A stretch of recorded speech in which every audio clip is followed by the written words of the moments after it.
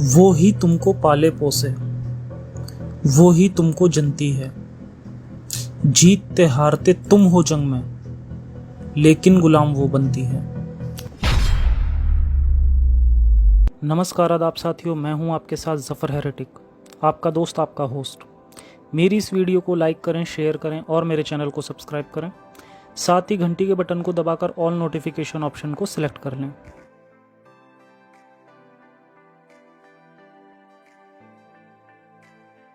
तो गुलाम औरतों पर इस्लाम की तरफ से हुए जुल्म सितम के ऊपर ये मेरी दूसरी वीडियो है। और जैसा कि मैंने आपसे वादा किया था, इस वीडियो में कई उलेमाओं की गुलामी को लेकर बहानेबाजी और उनके जस्टिफिकेशन को डिबंक करूंगा। तो ये वीडियो हाजिर है आप लोगों के लिए। People say that the Quran talks about slavery. Is it justified? I said yes. Why not?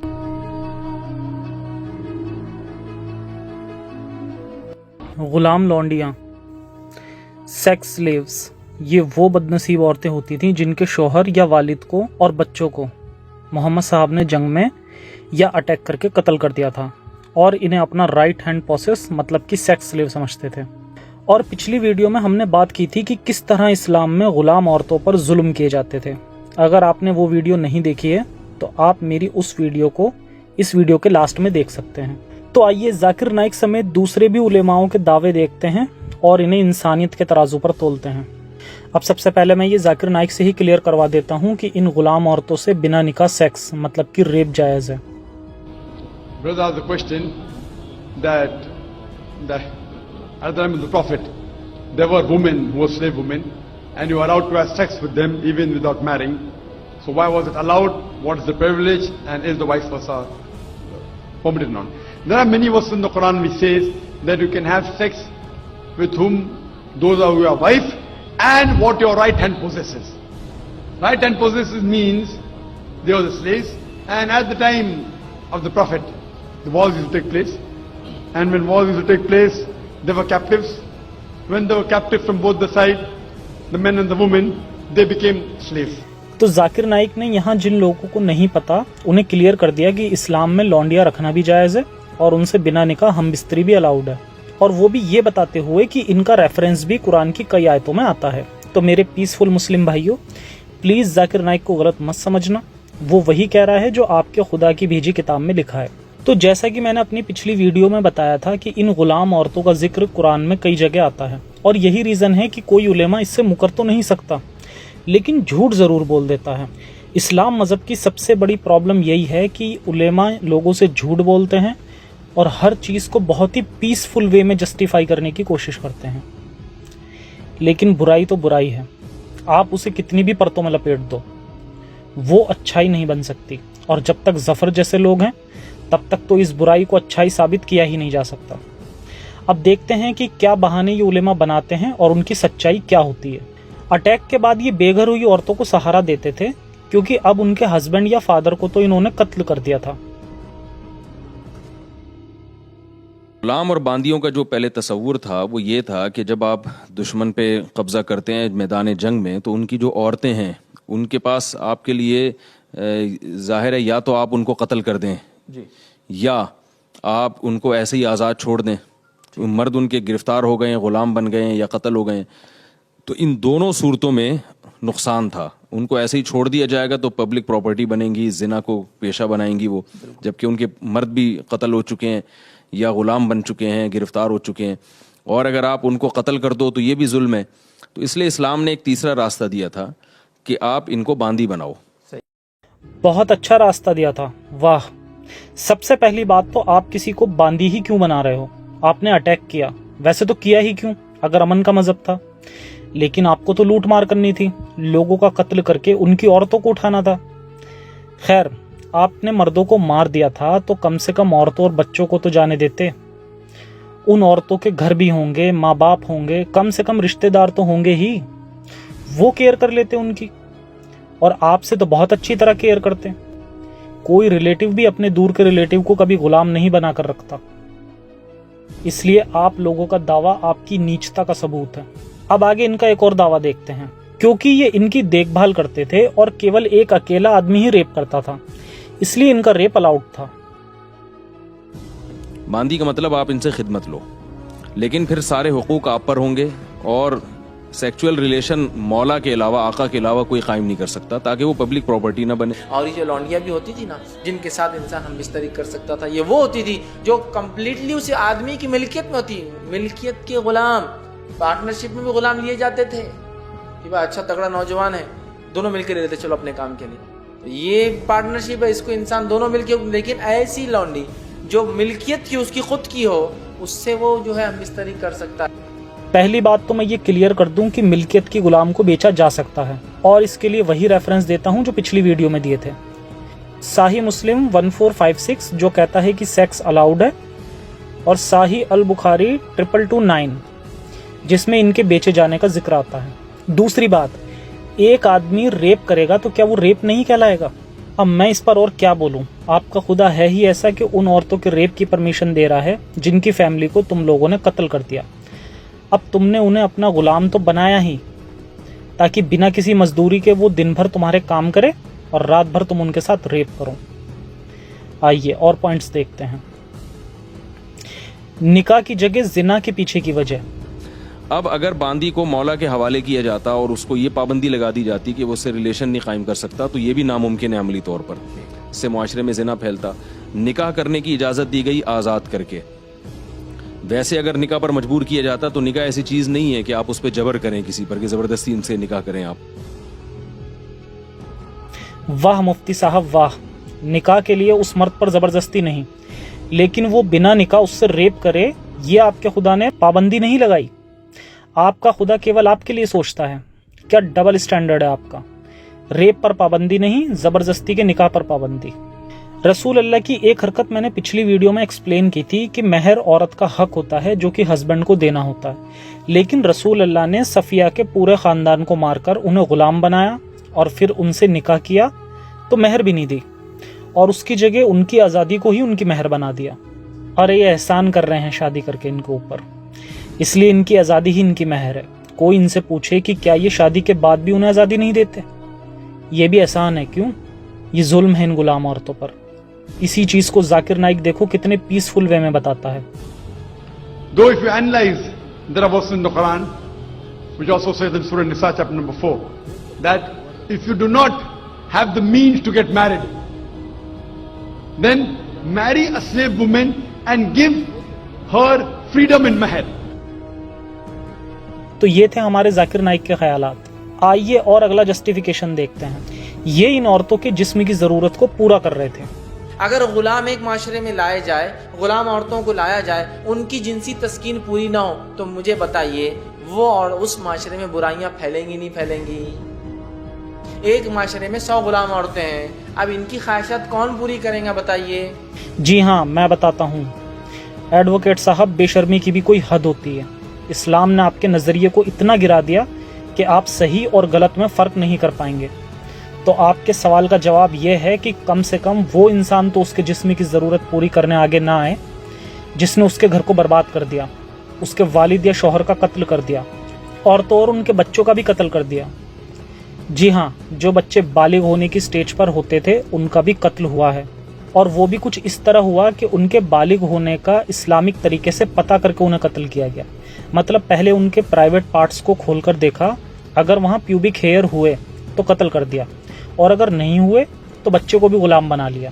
یہ بنو قریظہ کا دل دہلا دینے والا قصہ ہے، اور اسی میں محمد صاحب نے صفیہ کو جیت کر شادی کا ڈھونگ کیا تھا اور مہر بھی نہیں دی تھی.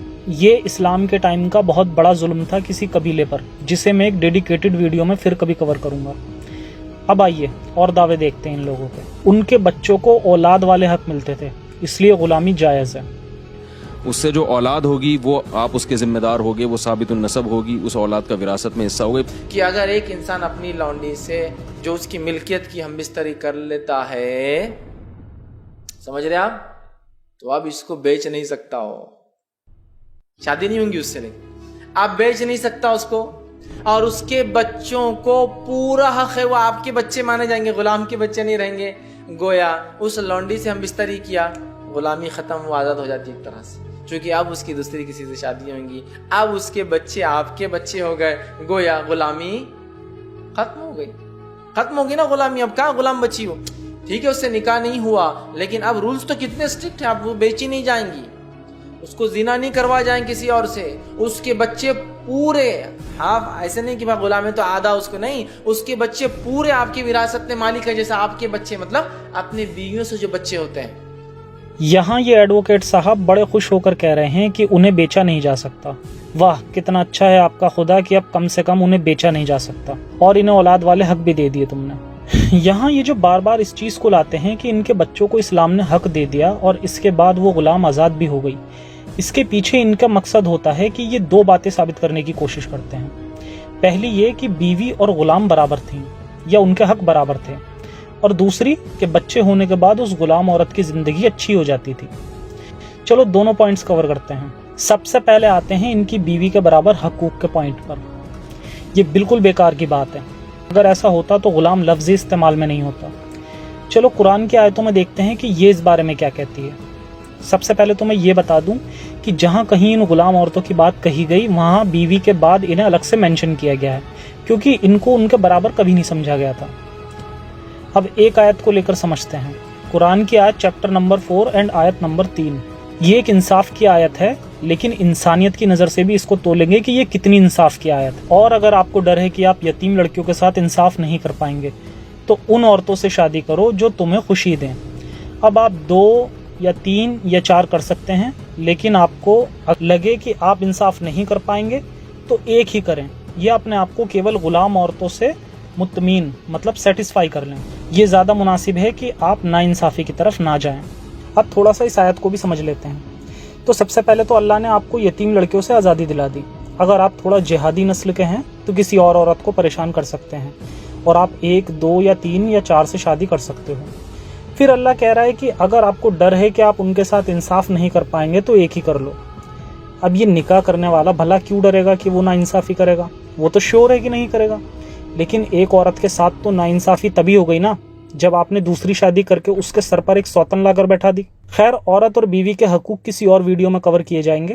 ہم یہاں غلام عورتوں کی ہی بات کریں گے. اب آتے ہیں غلام عورت والی بات پر. کچھ میرے پیسفل لوگ یہ کہتے ہیں کہ اس آیت کا یہاں پر مطلب یہ ہے کہ یا تو ایک ہی شادی کر لو یا اپنی غلام سے شادی کر لو, کیونکہ اس کا حق بھی وائف کے برابر ہے.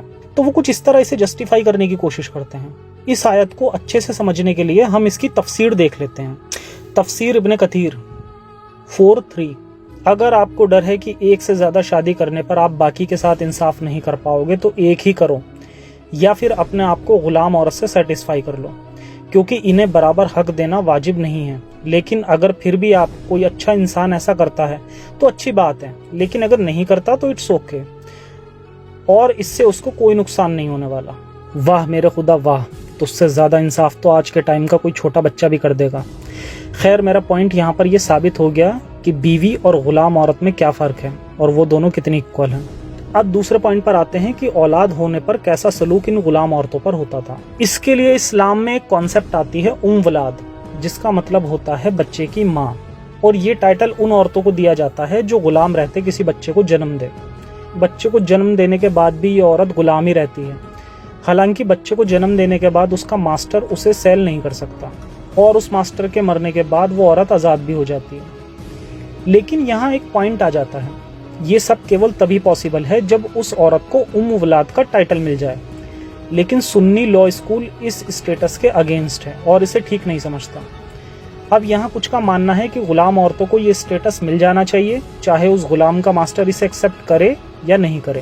لیکن انہی لوگوں کا ایک سیکٹ حنفی کا ماننا ہے کہ اگر اس غلام عورت کا ماسٹر اس بچے کو اپنا بچہ نہیں مانتا تو پھر وہ عورت اور وہ بچہ دونوں غلام بن جائیں گے. تو یہ اصلیت ہے اس کی.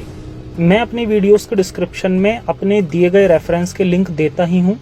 یہ ویکیپیڈیا کا لنک ہے, اسے بھی دے دوں گا. اگر کسی کو زیادہ جاننا ہے تو وہاں سے آپ اس اسلامک ریفرنس کو بھی نکال سکتے ہیں جہاں سے یہ ویکیپیڈیا کا حصہ بنا. اب بات ولاد کی ہی ہو رہی ہے تو ایک حدیث اور ہے جس سے یہ بھی ثابت ہو جائے گا کہ ولاد کے بچے ہونے کے بعد بھی ان کے ساتھ کیسا سلوک کیا جاتا تھا. تو یہاں پر ایک حدیث آتی ہے سنن نسائی کی, حدیث نمبر ہے 4075. ابن عباس فرماتے ہیں رسول اللہ کے وقت میں ایک نابینا مطلب کہ اندھا شخص تھا جس کے پاس ایک ولاد تھی, اور اس غلام عورت سے اس کے 2 بیٹے تھے. وہ ولاد رسول اللہ کی غیبت کرتی تھی اور بدنام کرتی تھی. اس اندھے آدمی نے اسے بہت سمجھایا لیکن اس نے دھیان نہیں دیا.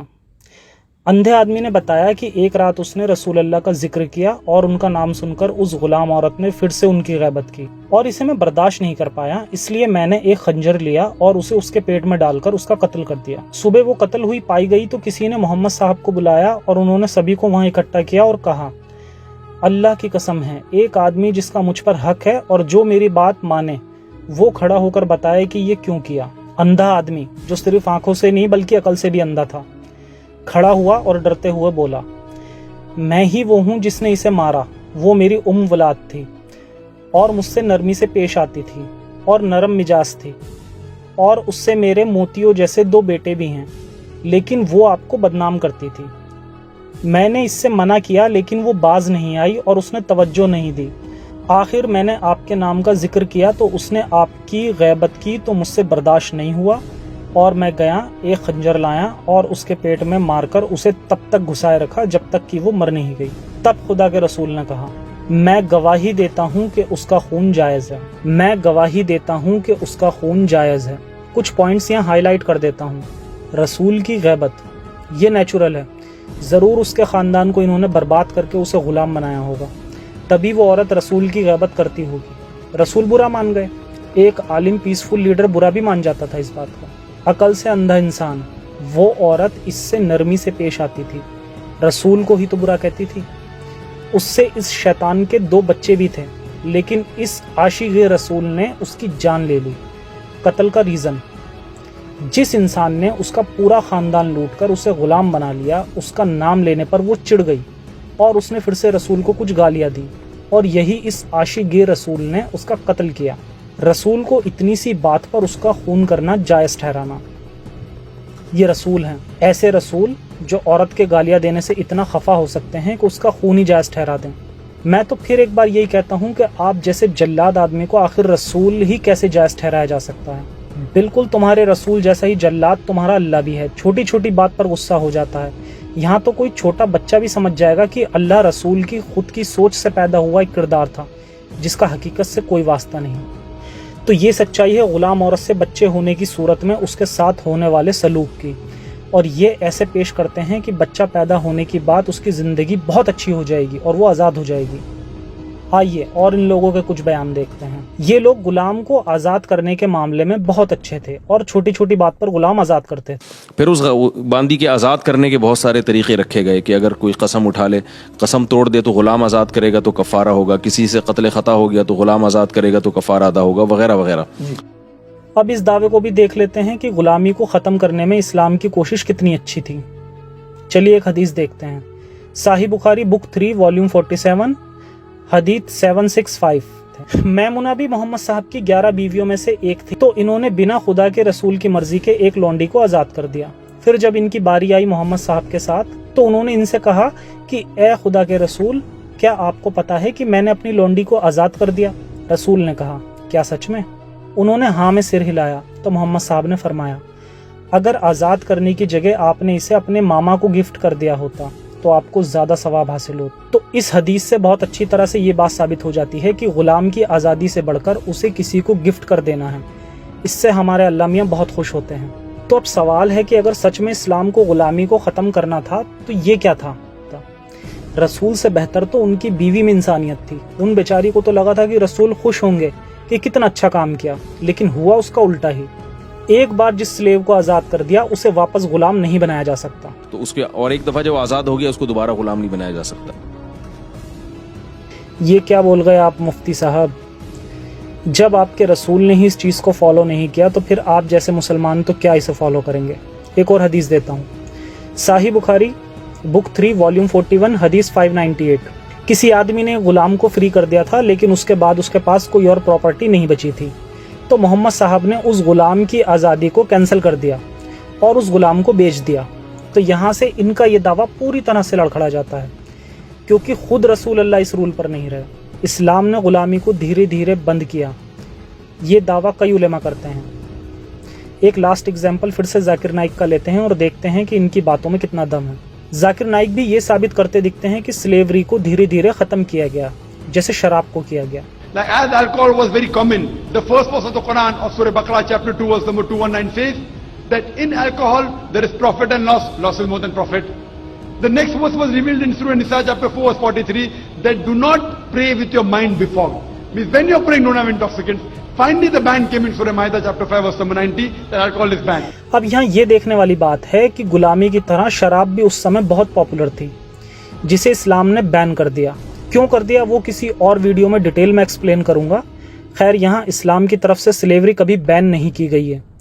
और ये सुनिए कैसे जाकिर नाइक धीरे धीरे इसे बंद करने की बात कह रहे हैं। So here, first Almighty God, Allah subhanahu wa ta'ala prohibits any other sex. Only two people allowed. Your wives and that which your right hand possesses. Now in this age, we don't have, any wars. It may take place. People say that the Quran talks about slavery. Is it justified? I said, yes, why not? You know why? Because today we know that internationally slavery has been banned. देखा, internationally ban हुई है, जो काफिर लोगों ने कर दी, लेकिन तुम जैसे खुदा के बेहतरीन लोगों ने कभी नहीं की। अब आगे देखिए ये कितनी अच्छी बात करेंगे इसे बचाने की। But do you know what's happening in Guantanamo Bay? Do you know the laws of UN resolution? How they treat the prisoners of war? If you compare that with the Islamic law is far superior to what's happening in Guantanamo Bay. बहुत बढ़िया जाकिर नाइक साहब, जो ग्वांटानामा बे में आज हो रहा है, इस्लाम उससे बहुत बेहतर है। ये कंपैरिजन को लेकर आते हैं और इस्लाम को बचाते हैं। इनका कहना है कि आज जो ग्वांटानामो बे में हो रहा है उससे तो बेहतर है। अरे कंपैरिजन कभी इंसानियत के साथ भी कर लिया करो। So the Islamic law, even if I agree, how they treat the slave is far superior than the UN Charter, far superior than Guantanamo Bay. मतलब आपके हिसाब से इस्लाम बुरा है, लेकिन ग्वांटानामा बे से बेहतर है, क्योंकि इंसानियत तो गुलाम बनाने के पक्ष में कभी होगी ही नहीं। ये सच्चाई है जाकिर नाइक साहब की। जिन लोगों को लगता है कि ये इस्लाम को बचा लेंगे, ये वीडियो उनके मुंह पर एक तमाचा है। इन उलेमाओं के ये बयान इनकी सोच पर खत्म करते हैं। एक लास्ट और छोटा सा और देखते हैं। समझ रहे आप, रास्ता निकलता ही है। तो कहा प्रैक्टिकल ये है, इन्हें जो मालिक है इस्तेमाल करें।